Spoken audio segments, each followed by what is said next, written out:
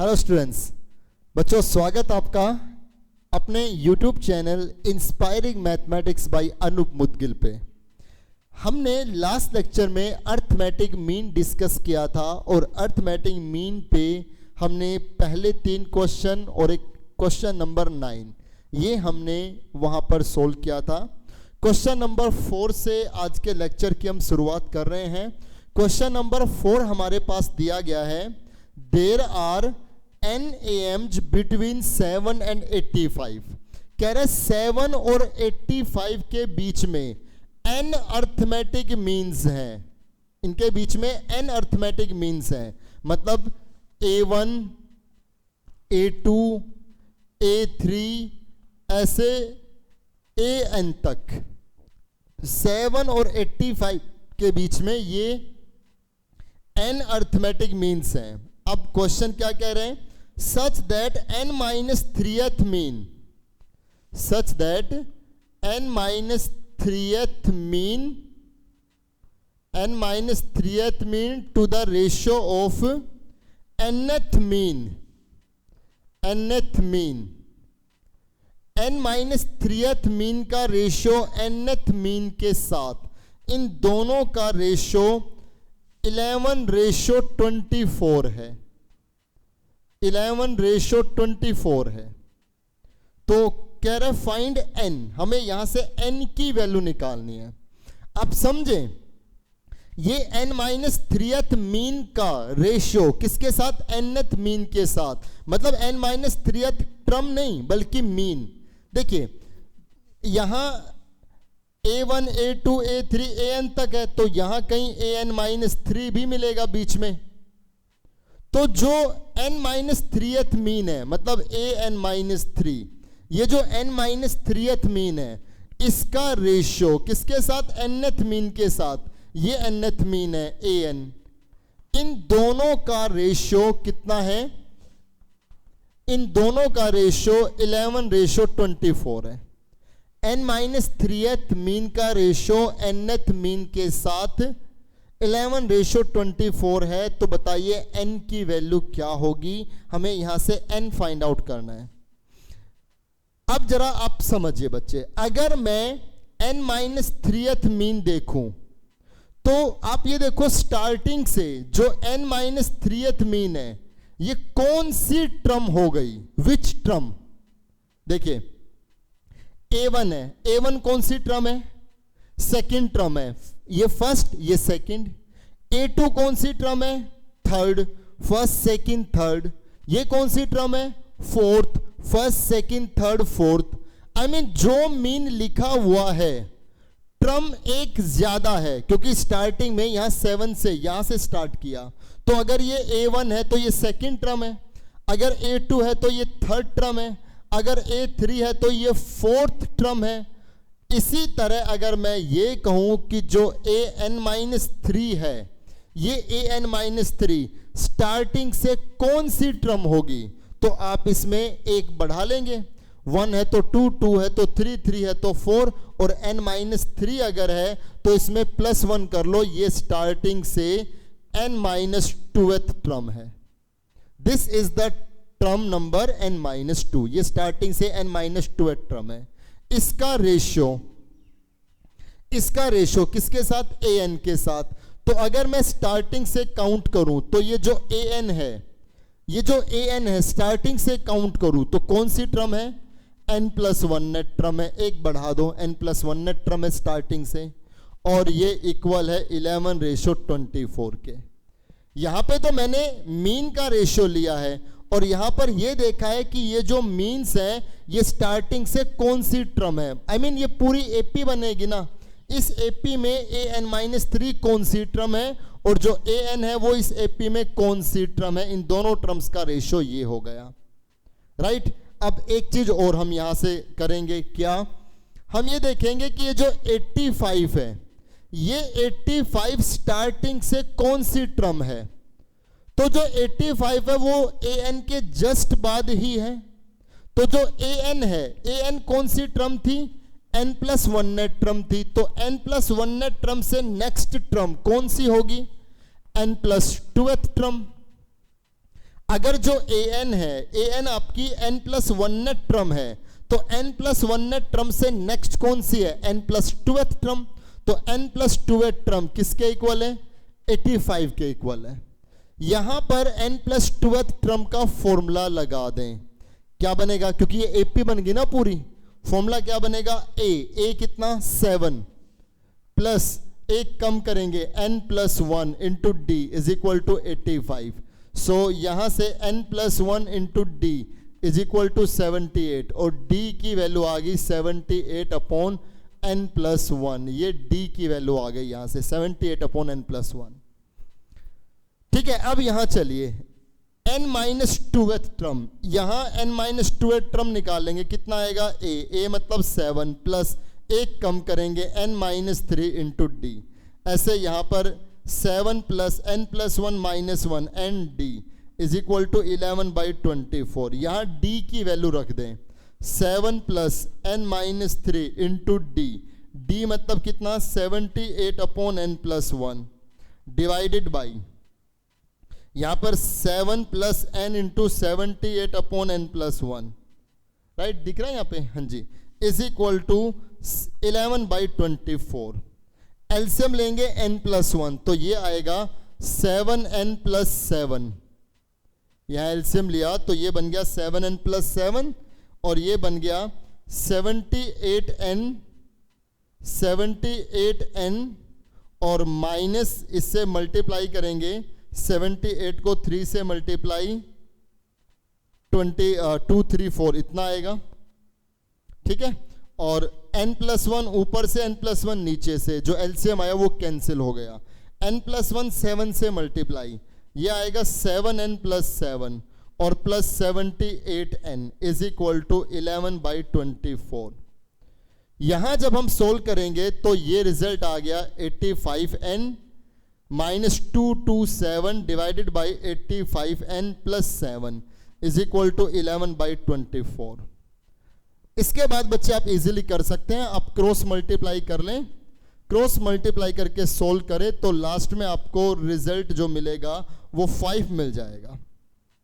Cross multiply करें इसको इससे और सोल्व करें, n की वैल्यू 5 आ जाएगी। तो हमें इसमें n ही निकालना था, तो n की वैल्यू 5 के इक्वल आ गई। ठीक है, तो आप ये क्वेश्चन नंबर 4 करके देखें, बिल्कुल इसकी तरह क्वेश्चन नंबर 5 भी है। ठीक है, ये जैसा क्वेश्चन नंबर 4 है इसके जैसा ही क्वेश्चन नंबर 5 है, आप करके देखें। चले क्वेश्चन नंबर 6 में आते हैं। अब हम क्वेश्चन नंबर 6, क्वेश्चन नंबर 6 हमारे पास है, फाइंड 14 AMs बिटवीन 5 and 8। सबसे पहले तो ये कह रहा है कि 5 और 8 के बीच में ये 14 AMs निकालो, 14 अर्थमेटिक मीन निकालो। चले पहले इतना ही काम पूरा करते हैं कि 5 और 8 के बीच में ये 14 अर्थमेटिक मीन फाइंड आउट हम कर रहे हैं। तो बच्चे देखिए यहां से अगर मैं काउंट करूं तो ये पूरी AP बनेगी। फर्स्ट टर्म A हो गई 5 और ये जो 8 है ये स्टार्टिंग से अगर मैं काउंट करूं तो ये आपकी 16th टर्म है ना। ठीक है, यहां से देखिए ये फर्स्ट ये सेकंड, A1 है तो ये A2 मतलब T2 सेकंड टर्म है, यहां A2 है तो स्टार्टिंग से ये T3 थर्ड टर्म है, यहां A3 है तो ये स्टार्टिंग में फोर्थ टर्म है। तो A14, ये जो A14 है ये स्टार्टिंग से 15वीं टर्म होगी और 15वीं टर्म से नेक्स्ट जो टर्म होगी वो 16वीं 16th टर्म है। तो 14 टर्म तो ये एक, ये 15, तो ये 16वीं 16th टर्म है। 16 टर्म किसके इक्वल है, 8 के इक्वल है। यहां फॉर्मूला लगा दें, a मतलब 5 plus n-1 15d is equal to 8, 15d is equal to 8 - 5 3, d की वैल्यू आ गई 3/15 मतलब d की वैल्यू आ गई 1/5। d हमारे पास 1/5 आ गया। अब अगर हमें d मिल गया, कॉमन डिफरेंस मिल गया, तो हम ये सभी टर्म्स बता सकते हैं। कैसे, पहले तो 5 है, इससे नेक्स्ट टर्म क्या होगी, डिफरेंस 1/5 है ना, 1/5 इसमें ऐड कर दो 26/5 होगी। नेक्स्ट कितना होगा 27, 27/5, फिर आएगा 28/5, ऐसे लास्ट में 8 है और 8 से पहले कौन होगा, 1/5 माइनस कर दो, कितना आएगा 39/5। तो 5 और 8 के बीच में ये 14 अर्थमेटिक मीन्स हमारे आ गए, 14 AMs आ गए। 5 और 8 के बीच में हमारे पास कितने आ गए, 14 अर्थमेटिक मीन्स आ गए। सबसे पहले तो यही हमें बताना था कि 5 और 8 के बीच में ये 14 अर्थमेटिक मीन्स निकालिए, राइट। इसके बाद अब एक जो इसमें क्वेश्चन में जो करना है वो हम प्रूव करेंगे, एज वेल एज मैं वहां पर एक रिजल्ट भी आपको बताऊंगा कि हर एपी में ये एक एज ए रिजल्ट भी काम करता है। देखिए क्या क्या कह रहा है अब, Hence show that their sum is 14 times the arithmetic mean between 5 and 8। अब कह रहा है कि प्रूव करो इन 14 अर्थमेटिक मीन्स का सम, मतलब ये जो आए है ना 26/5 प्लस 27/5 प्लस 28/5 अप टू 39/5, इनका जो सम आएगा, ये जो 14 अर्थमेटिक मीन्स हमने निकाले हैं, इनका जो सम आएगा वो 14 टाइम्स आएगा। 14 टाइम्स आएगा, किसका 14 टाइम्स, 5 और 8 के अर्थमेटिक मीन के 14 गुना होगा। किसका 14 गुना होगा, 5 और 8 के अर्थमेटिक मीन के। तो 5 और 8 का अर्थमेटिक मीन क्या होगा, 5 + 8/2।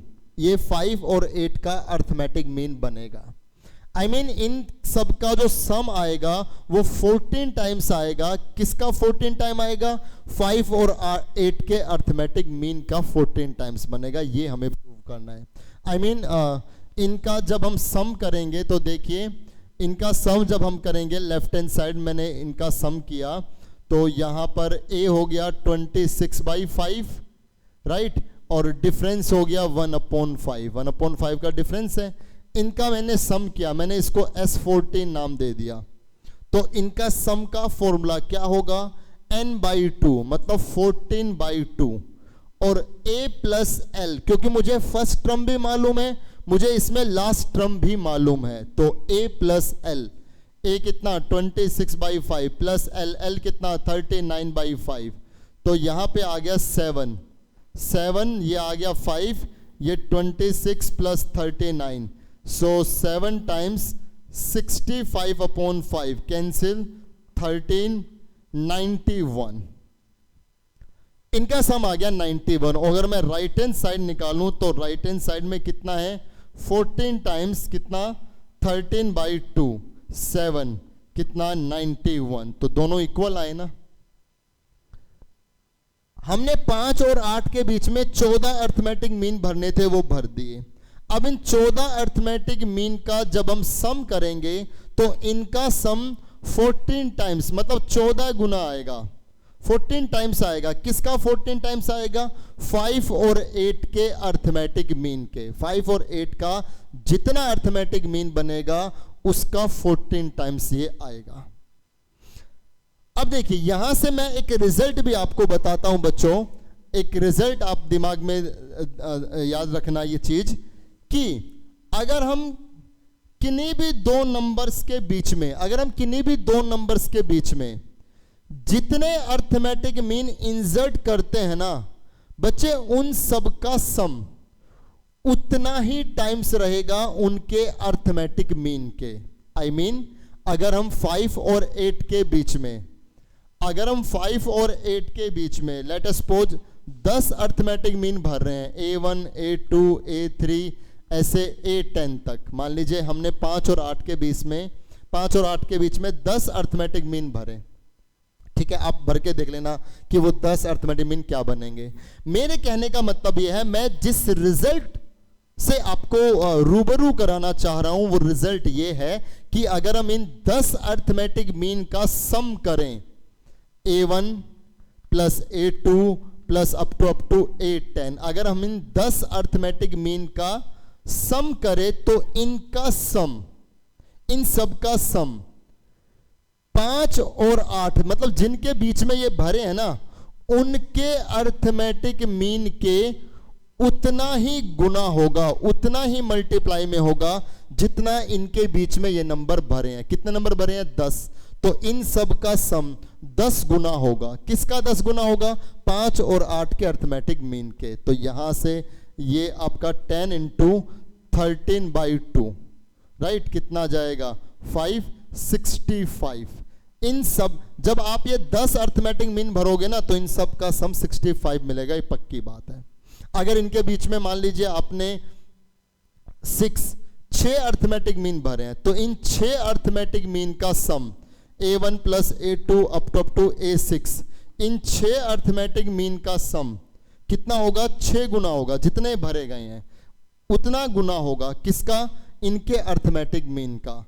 5 प्लस 8/2, तो ये कैंसिल, 3 मल्टीप्लाई 13, कितना जाएगा? 39। इन सब का सम 39 मिलता। आई होप आपको ये समझ में आया होगा अच्छे से, क्वेश्चन भी समझ में आया होगा, एज वेल एज ये एज ए रिजल्ट भी याद रखना है कि किन्हीं भी दो नंबर के बीच में हम जितने अर्थमेटिक मीन इंसर्ट करते हैं उन सब का सम उतना ही मल्टीपल रहेगा जितने हमने उनके बीच में नंबर्स फिलअप किए हैं। ठीक है, चलिए एक और क्वेश्चन हम इसमें देखते हैं। क्वेश्चन नंबर 8 आते हैं। क्वेश्चन नंबर 7 इसके जैसा आप करके देखें। क्वेश्चन नंबर 8 में आते हैं। क्वेश्चन नंबर 8 बिल्कुल जो ये रिजल्ट हमने बताया इसी पे बेस्ड एक क्वेश्चन है। क्वेश्चन नंबर 8, क्वेश्चन नंबर 8 में जो स्टेटमेंट है वो ये है, prove that the sum of m arithmetic means between any two number is to the sum of n arithmetic means between them is m ratio n।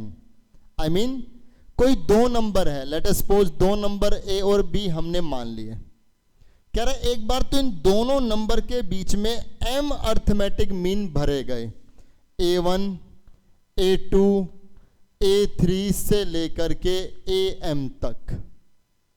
एक बार तो a और b के बीच में m अर्थमेटिक मीन्स भरे गए और एक बार इन दोनों नंबर्स के बीच में n अर्थमेटिक मीन भरे गए, a1 a2 a3 से लेकर के an तक। तो प्रूव करना है इनका जो सम आया a1 plus a2 plus a3 up to am, और जो इन n अर्थमेटिक मीन का सम आया, जो m अर्थमेटिक मीन भरे गए और जो n अर्थमेटिक मीन भरे गए, इन दोनों के सम का जो रेशो आएगा वो m रेशो n आएगा। ये हमें प्रूव करना है। इन दोनों के सम का रेशो क्या आना चाहिए? m ratio n। ये हमें प्रूव करना है। तो बच्चे आप सब अच्छे से जानते हो कि अगर a और b के बीच में m अर्थमेटिक मीन भरे गए हैं तो इन सब का सम, अगर मैं इन m अर्थमेटिक मीन का सम करूं, अभी हमने रिजल्ट जाना था, इन सब का सम क्या होगा? m टाइम्स होगा। किसका m टाइम्स होगा? इन दोनों नंबर के, मतलब a प्लस b/2 के। और ऐसे ही इन सब का अगर मैं सम करूं तो इन सब का सम क्या होगा? n टाइम्स होगा। जितने नंबर भरे गए हैं उतना ही मल्टीपल होगा। किसके? इनके अर्थमेटिक मीन के, मतलब a प्लस b/2। ये दोनों कैंसिल हो गए तो रेशो कितना आ गया? m ratio n। यही हमें प्रूव करना था, m रेशो n। ठीक है, एक आसान सा क्वेश्चन था। क्वेश्चन नंबर 9 मैं पहले ही आपको करा चुका हूं, नई बुक में तो बस यहीं तक है। एक क्वेश्चन पुरानी बुक में और होता था, ये एक NCERT का क्वेश्चन है। चलिए ये भी हम कर लेते हैं। क्वेश्चन नंबर 10 है इसमें। क्वेश्चन नंबर 10, इसमें ये कहा गया है a power n plus b power n divided by a power n minus 1 plus b power n minus 1 is the arithmetic mean between a and b। कह रहे ये जो है ना, ये a और b का अर्थमेटिक मीन है। आई मीन ये इक्वल है, किसके इक्वल है? a प्लस b/2 के इक्वल है। ये अर्थमेटिक मीन है a और b का। तो n की वैल्यू निकालिए, यहां से n की वैल्यू निकालनी है। ये अर्थमेटिक मीन है, अगर ये अर्थमेटिक मीन है तो ये इक्वल होगा a प्लस b/2 के। यहां से n की वैल्यू फाइंड आउट करनी है। तो चले करते हैं, क्रॉस मल्टीप्लाई कर दें, 2 को इससे मल्टीप्लाई तो 2a की पावर n प्लस 2b की power n is equal to कितना, a प्लस b, a की power n minus 1 plus b की पावर n माइनस 1। यहां 2a की पावर n प्लस 2b की power n is equal to, इसको इससे multiply करें, a की पावर n आ गया, बेस से में तो पावर ऐड हो जाएंगी, a की पावर n, बीच में प्लस करके ये इससे मल्टीप्लाई, a b की पावर n माइनस 1, इसको इससे मल्टीप्लाई, b a की पावर n माइनस 1 प्लस ये हो गया b की पावर n। ठीक है, ये a की पावर n यहां आएगा तो 2a की पावर n माइनस a की पावर n, तो a की पावर n हो गया। ऐसे ही प्लस करके 2b की पावर n माइनस b की पावर n, तो ये b की पावर n हो गया। यहां रह गया a b की power n minus 1 plus b a की पावर n माइनस 1। अब जहां a की पावर n है वो टर्म एक तरफ कर दें और जहां b की पावर n के टर्म्स में है वो एक तरफ कर दें, I mean a power n और इसको यहां ले आए माइनस b a की power n minus 1 is equal to ये हो गया a b की पावर n माइनस 1 और माइनस b की पावर n। यहां a की पावर n है, यहां a की पावर n माइनस 1 है, दोनों से a की पावर n माइनस 1 कॉमन आ जाएगा, दोनों से वो पावर कॉमन आएगी जो लिस्ट है, जो कम है। n में और n माइनस 1 में कम पावर कौन है, n माइनस 1, तो n माइनस 1 पावर बाहर आ गई। अब जरा सोचे a की पावर n है, n से n माइनस 1 पावर बाहर आ गई तो कितनी पावर रह गई, एक पावर रह गई। बाहर निकालने का मतलब डिवाइड करना, a की पावर n को a की पावर n माइनस 1 से डिवाइड किया गया। डिवाइड किए जाने पर बेस अगर सेम है तो पावर सब्ट्रैक्ट हो जाएंगी, a की power n minus n plus 1, तो a की पावर 1 a रहेगा ना, बीच में माइनस ये बाहर आ गया b।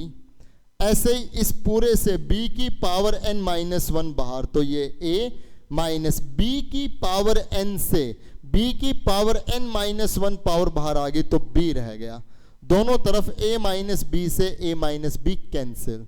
अब इसको इसके नीचे ले आए, देखना इसको डिवाइड में लेकर के आ रहे हैं, तो जब हम इसको डिवाइड में लेकर के आएंगे तो ये बनेगा a की power n minus 1 divided by b की power n minus 1 is equal to 1, ये इसके नीचे आएगा तो इज इक्वल टू 1 हो गया। अब हम a की पावर ये b की पावर ये, तो क्यों ना इसको a बाई b पूरे की पावर n माइनस 1 ही कह दें। यहां पावर n माइनस 1, यहां पावर n माइनस 1, तो पूरे पे power n minus 1 is equal to 1, is equal to 1।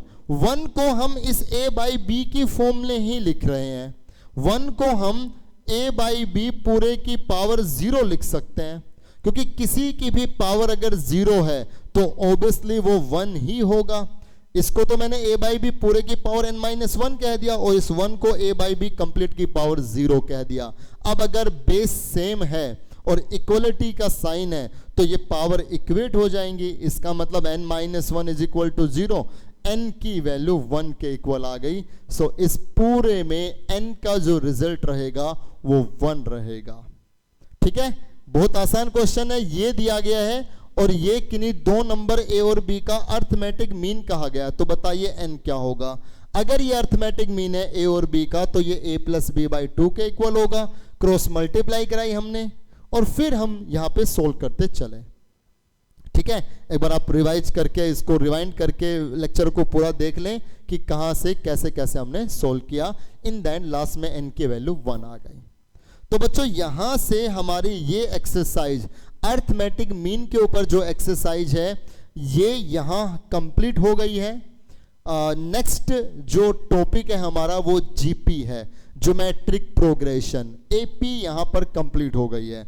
AP में हमने जनरल टर्म निकालना सीखा, सम ऑफ एन टर्म्स पे बात की और हमने अर्थमेटिक मीन पे बात की। अब अगला पोर्शन इस चैप्टर का जीपी होगा। पहले हम जीपी की जनरल टर्म निकालना सीखेंगे, फिर हम जीपी पे एन टर्म्स का सम सीखेंगे, फिर हम ज्योमेट्रिक मीन सीखेंगे। जैसे अर्थमेटिक मीन है ऐसे ज्योमेट्रिक मीन भी आएगा और एक उस जीपी में इनफाइनाइट टर्म्स का सम भी हम सीखेंगे। तो चले इस लेक्चर में बस इतना ही रखते हैं, ताकि यहाँ से आपको एक क्लियर कट हो जाए कि यहाँ पर आकर के एपी का पोर्शन कंप्लीट हो गया है। मिलते हैं नेक्स्ट लेक्चर में, तब हम वहाँ पर जीपी का पोर्शन जो इस चैप्टर में वो स्टार्ट करेंगे। तब तक आप अच्छे से काम करते रहें। Thank you very much.